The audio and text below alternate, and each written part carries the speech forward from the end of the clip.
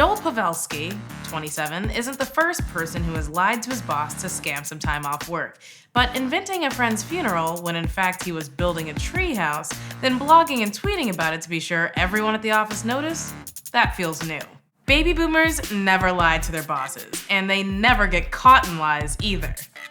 But he is still working out how to manage many of the traits associated with his fellow millennials: a sense of entitlement, a tendency to overshare on social media, and frankness verging on insubordination. Baby boomers don't feel entitled to anything, like especially not a promotion, so they'll stay at the same job for 50 years, and even though if they died tomorrow they'd be replaced by a robot, as long as they get a watch and a handshake, they're feeling pretty accomplished. Their crowded newsroom on Hudson Street has an aggressively playful vibe, like a middle school fraternity house. Some ride on hoverboards into the kitchen for the free snacks. Others wield Nerf dart guns or use a megaphone for ad hoc announcements. Dino, a white Maltese terrier owned by the lead designer, snuffles between desks. If you brought a puppy to work, all of the old people there would hate it. Afterward, in front of a smaller group, he was approached by a younger, entry-level employee who said that there were 2 words missing from his reply. I was a bit confused and said, "Okay, what are those?" he recalled, and she said, "I'm sorry. I didn't hear an apology." Baby boomers never apologize for anything, no matter how racist, how offensive, how religiously blind, they're not gonna say sorry. Don't ask. Older managers confused by why millennials like to Snapchat with their coworkers or don't want to pay their dues with grunt work had better get used to it. Last year, millennials edged out Generation X, 35 to 50-year-olds in 2015, as the largest share of the labor force, according to the Pew Research Center. Baby boomers love grunt work, okay? You could pay them very little money to just do the same old boring intern work for like 50 years. In fact, if they can never afford to buy a house or a car, you're really doing it right. Miss Cole educates her clients on the quirks of millennials and why a 21-year-old sees nothing wrong with oversharing.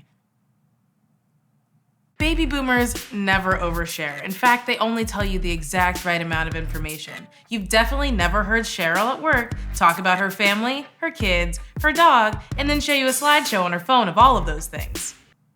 Still, even Miss Cole has been taken aback by some of the millennials in her office. She remembered an intern who ate a tuna fish sandwich during a 10 a.m. meeting with very senior colleagues. When mildly rebuked afterward, the intern replied, "Well, you said to be myself and I was hungry." Baby boomers have never eaten a tuna fish sandwich before noon.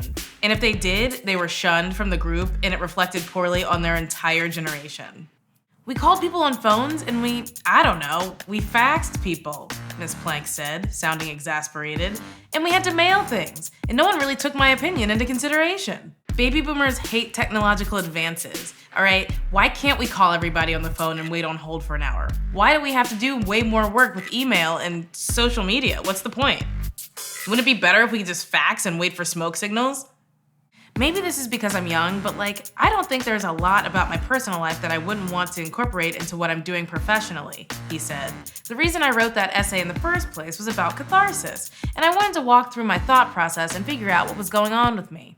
No one over the age of 60 has ever written a book in the history of their lives about needing to find themselves and trying to figure out what their experiences meant about who they were as people. Like in Ernest Hemingway, it's not real. Ernest Hemingway is not a real person. In fact, all those books, those were written by millennials. The logic of that may be more apparent to his age group. That was pretty rude, right? I mean, maybe if you're gonna write about millennials, you could find an ounce of empathy and try to figure out where they're coming from instead of acting like they're aliens with 90 heads and 17 cell phones. Thank you for watching. If you like this video, like it below, and I'll see you soon with another video.